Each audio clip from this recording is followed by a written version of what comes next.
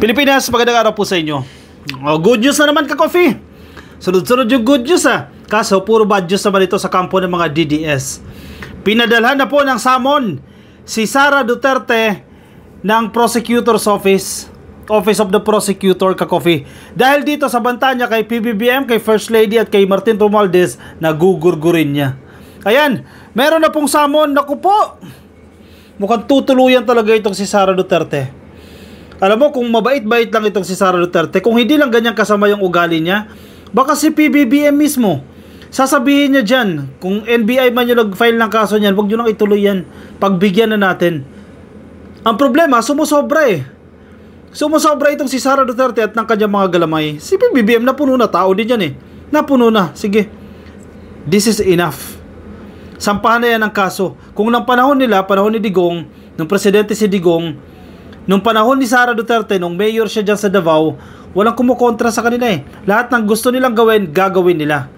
Nasanay sila sa ganyang sitwasyon. Kami ang pinakamataas, kami ang masusunod, kami ang Diyos, at walang tututol sa amin. Ikaw tututol ka, sasapakin kita. Ikaw tututol ka, itutumba kita. For the longest time, ganyan ang kalakaran nila. Nakahanap sila ng katapat. Binangga nila si PBBM. Ang presidente kung sino, kundi ka ba naman eng ka-coffee? Kalabanin mo ba naman ang presidente? Tinuluyan siya. Ano nangyari? Parang sunod-sunod yung karma ninyo. Yan, masyado kayong takam sa kapangyarihan. Gusto nyo agad agawin kay PBBM ang kapangyarihan. Tingnan nyo yung kinalagyan nyo. Good news ito. Bad news para sa mga DDS. Yan, para manahimik na. Tinuluyan talaga to. DOJ summons Sara Duterte for preliminary investigation over Marcos's death threat. Hindi niya pwedeng i-deny yan Naka-live stream yan ka-coffee. Recorded at in-authenticate na ng NBI. Totoo yung video. Hindi splice, hindi edited yung video na yan. Chuchugiin na raw ang presidente. Chuchugiin si First Lady, si Martin Romualdez kapag nachugi daw siya. Yan, magpaliwanag ka ngayon. Ang problema, paano magpapaliwanag yan? Ito, may video yan ka-coffee. For sure, napanood nyo na tong video na to ka-coffee, itong live stream na ito ni Sara Duterte. Headline ng Philippine Star. Yan, nakatikim kayo, nakahanap kayo ng katapat. Buti nga sa inyo. DOJ summons Sara Duterte for preliminary investigation over Marcos death threat. Medyo matagal-tagal ito ilang buwan na ba ito nakalilipas? 2 months? 3 months ito ka-coffee? Nakalilipas pero importante umusad. Ayan, may preliminary investigation. Baka sabihin nyo na naman, political persecution na naman yan. Sasabihin ninyo na naman, walang due process. Hindi tinawag si Sara Duterte para ipaliwanag ang kanyang side. Yan ang sasabihin ninyo. Due process ito Binigyan kayo ng summon, pinapatawag ka, magpaliwanag ka. Para ma-issuean ka man ng warrant of arrest, at least hindi mo isisigaw sa taong bayan, hindi kayo gagawa-gawa ng narrative na wala na namang due process, na ito ay political persecution na naman. Ganyan kayo lagi. Mahilig kayo, pag kinakasuhan kayo, political persecution naman yan. Yan nagiging pata sa inyo ang Department of Justice. Pinatawag kayo, inisyuhan ka ng summon para magpaliwanag ka. Vice President Sara Duterte has been summoned by the Department of Justice for a preliminary investigation over the grave threats wraps against her. Kung inyong matatandaan, ayaw nila mga DDS Bakit DOJ? Ayaw namin dyan, dapat sa mas patas daw. Saan nyo gusto? Lahat sa inyo hindi patas. Kahit sino mag-imbestiga sa inyo, sasabihin nyo hindi patas. Sasabihin nyo political persecution yan. DOJ o hindi, at ang dapat naman talaga DOJ. Wala kayo magagawa, DOJ yan mas marunong pa kayo sa gobyerno? Mas magaling pa kayo? O saan nyo ipatawag? Gusto nyo sa Mindanao? Sa korte? Korte ninyo? Actually, wala pa nga sa korte Preliminary investigation pa lang ito In fact, si Sara nagsasalita dito In fact, ako man ay naka-receive din kanina ng summons sa Office of the Prosecutor sa final ng National Bureau of Investigation na kaso laban sa akin. Duterte said in an ambush interview with reporters dyan po sa Leyte, April 29. Galing mismo sa bibig niya. Sa kanya mismo nang galing yan, nakatanggap na siya ng summon. Hindi na pwedeng i-deny yan na hindi nagkaroon ng due process. Ito ay parte ng due process. Ihanda niya na yung kanyang mga ebidensya. Kasi dininay niya na yan Kung inyong matatandaan, di ba, sinabi niya, hindi ko sinabi yan. Recorded daw. Naka-live stream, malinaw na sinabi niya, tapos dininay niya. Sabi niya, hindi ko sinabi yan. Eh di wow. Ano yun, biglang hugas? Biglang hindi niya na sinabi yan? Hindi kayo pwede yan. Hindi kayo lulusot sa ganyan dyan. In a message to reporters, Prosecutor General Anthony Fadulion confirmed the summons. Ayan, from both sides. From the Prosecutor General, kumpirmado yan. Sa side ni Sara Duterte, confirmed, natanggap nila yan. Edi puntahan ninyo yan. Kasi baka di nyo na naman puntahan yan, tapos magugulat na naman kayo. Andyan na yung warrant of arrest. Parang word of the year ito eh. Warrant of arrest. Sunod-sunod ang warrant of arrest eh. Nagiging word of the year na yan. Kasi ganyan na sinasabi nila kay Digong. Diba? Si Digong, bigla na lang daw inaresto, dinala sa ICC, na hindi naman daw siya kinuha yung side niya, hindi raw siya pinatawag. Sabi ng narrative nila, ha? Nako, mga sikat pa nagsabi niyan. Bakit hinuli si Tatay Digong, hindi binigyan ng due process? Wow. Biglang hindi na due process. And then eventually, si Digong mismo nagsabi na sinulatan sila. Diba? Nakatanggap sila pero dinisregard nila, hindi nila pinansin itong ICC. O ito, baka maulit na naman ha.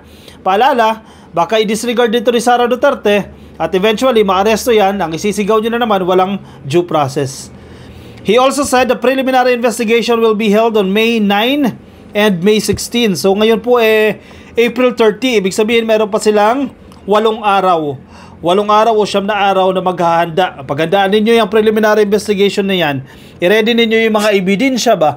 I-ready ninyo yung mga ebidensya ninyo. Sabi ng mga Bisaya, yung mga ebidensya ninyo para maabsuelto si Sara Duterte para hindi ma-determine na may probable cause. Kasi ito ay preliminary investigation lamang. Once na madihado si Sara Duterte dito sa preliminary investigation yan, nako po, akyat na sa korte yan, mag-issue ng warrant of arrest. Nako, may makukulong. O kahit magpiyansa pa yan, basta makulong siya. O, May 9 and May 16, ka-coffee, isasagawa ang preliminary investigation. Ako, kinakailangan ito, abangan natin ito. May 9, ilang araw bago ang eleksyon. May 16, a few days after the elections. Yan po, nakaschedule. Again, preliminary investigation. Ang tanong dyan, pupunta kaya si ate mo? Pupunta kaya si Ate Sara? Pupunta kaya si Sara sa preliminary investigation? Baka naman abogado niya na naman yan. Abogado lang ang papuntahin niya. Malamang sa malamang, hindi pupunta. Feeling ko parang Harry Roque style ito hindi magpapakita. Kasi wala rin naman siya magagawa kung nandiyan siya. Di niya naman may paliwanag yan Abogado niya magpapaliwanag dyan. During a preliminary investigation, prosecutors will determine if the complaint has prima facie evidence with reasonable certainty of conviction before it can be filed before a court. Yan ang sinasabi natin. Preliminary investigation lang ito, ka-coffee. Kumbaga, kasi mabilis lang naman mag-aligasyon Mabilis lang naman magbintang. Pero dadaan sa preliminary investigation para kahit papano makitaan nila yan ang reasonable certainty of conviction. Yan pala ang tawag nila dyan Di kasi tayo abogado, ka-coffee. Reasonable certainty of conviction. Kumbaga, may matibay-tibay na ebidensya na mukhang posible na ginawa niya ngayong krimen na yan. Diba? At i-file yan sa korte, i-determine naman ng korte kung may probable cause. At kung may probable cause naman, ayan na, mag-issue na ng warrant of arrest. Kasi ang nakakapag-issue lang naman ng warrant of arrest, ka-coffee, korte. Yan lang naman ang mag-i-issue, hindi ang Department of Justice, kundi korte. Ibang branch na po yan ng gobyerno, no? Judiciary na po yan. Ang DOJ ay executive. Nagigets nyo, ka-coffee. 3 branches of government, no? Ang executive, yan, presidente natin yan at yung may mga department na pangalan, di ba, o Department of Justice. Ang DOJ under ng presidente kasi executive, di ba, Department of Justice. Yung prosecutor's office na yan, sa ilalim yan ng DOJ. At once na ma-determine na nila, ka-coffee, itong tinatawag na reasonable certainty of conviction, ifa-file nila yan sa korte. Ang korte naman natin, ka-coffee, yan mga naririnig ninyo, Metropolitan Trial Court, Regional Trial Court, Judiciary naman yan. Another branch naman ng government yan, di ba? Supreme Court naman ang boss nila dyan. Kumbaga, sa executive, presidente yung boss. Sa judiciary, ang Supreme Court naman, kataas-taas ang hukuman. And pangatlong branch kasi, judiciary, executive, legislative. Sa legislative naman, ka-coffee, ito yung Congress natin. Diba? Ang Congress nahahati sa dalawa yan, upper chamber at saka lower chamber. Ang upper chamber, Senado. May 24 tayong senador. At ang House of Representatives naman, yung lower chamber natin. Pero pantay-pantay yan, ka-coffee. Ang sahod nila pantay din yan. So, ganyan na nagiging proseso. Kaya hindi mo pwede sabihin, masyadong bias naman yung pag-i-issue ng warrant of arrest. Kasi kung hindi sila nagtitiwala sa Department of Justice, yan naman pinapalabas sila, hindi sila nagtitiwala kay Remulla. Hindi naman si Remulla ang mag-i-issue ng warrant of arrest. Hindi naman DOJ ang mag-i-issue ng warrant of arrest. Diba? Ang mag-i-issue, korte. Hindi hawak ni Remulla ang korte. Hindi hawak ng presidente ang korte. Ako, mataas ang tiwala ko sa korte. Kapag nag-issue ang korte ng warrant of arrest, kasi ano yan kumbaga yung integrity ng korte, parang hindi mo maki-question yung integrity, kaya ganyan ang tiwala ko sa korte. Once na mag-issue ng warrant of arrest yan, ako po, goodbye Sara Duterte. Ganon din si Harry Roque. Kasi si Harry Roque, hinihintay na lang yung warrant of arrest niya ka-coffee sa kaso niya dyan sa Pogo.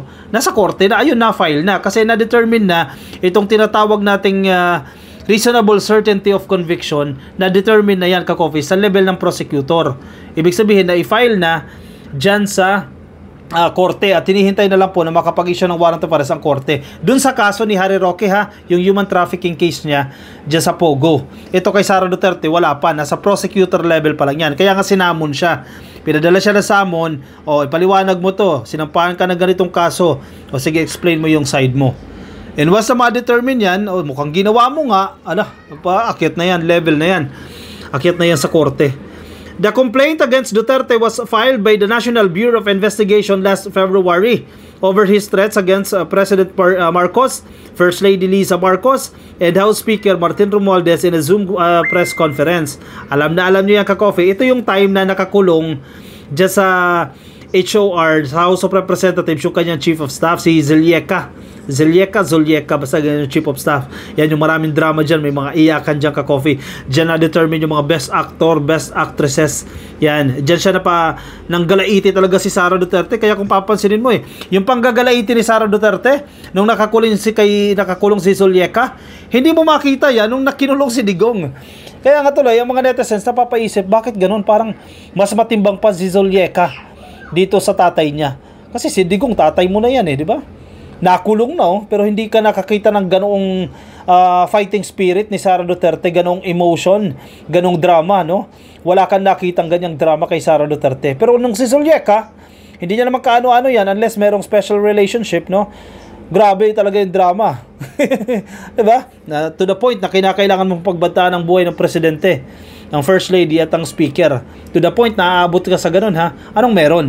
Yung napapaisip ka, yun din ang pinagtataka ng netizens. Tatay mo, hindi mo kayang ganyanin. Pero yung kaibigan mo lang ba yan?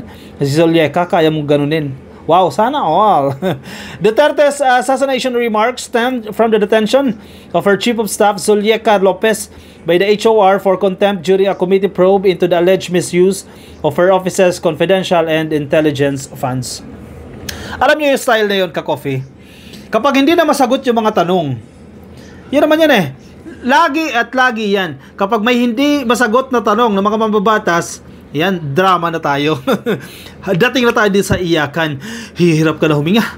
Nahihirapan ka na huminga. Kinakailangan ka nang dalhin sa ospital. Ilalabas na ang wheelchair. Yan yung style. Diba? Kapag hindi na masagot ang tanong, okay, plan B. Acting. Yan. Napupunta tayo sa actingan. Ganyan ang ginawa nila sa investigasyon na yan dyan sa Quadcom. Maraming tanong na hindi na may paliwanag. Kasi, paano may maliliwanag na malinaw na winaldas talaga yung pera? Yung confidential funds. Malinaw naman yan. Hindi mo naman makikwestiyon yan Winaldas ni Sara Duterte ang confidential funds. Maraming umamin. Mga opisyal ng DepEd, sinusuhulan sila every month. May envelope silang natatanggap mula sa kampo ni Sara Duterte. So, paano may pagtatanggol yan sa HOR? In short, mahuhuli at mahuhuli ka. Kaya nga, hindi mo na masasagot ng tama kasi kung sumagot ka, magiging inconsistent na naman yung sagot mo. So, nagre-resort sila into acting, into dramatic sceneries. Wow, sana all. Yan, yung nahihirapan ka ng huminga, magpapadala ka na sa ospital, inatake ka na, anxiety attack, di ba? Yun ang drama. Ginawa nila yan. Kala nila lulusot.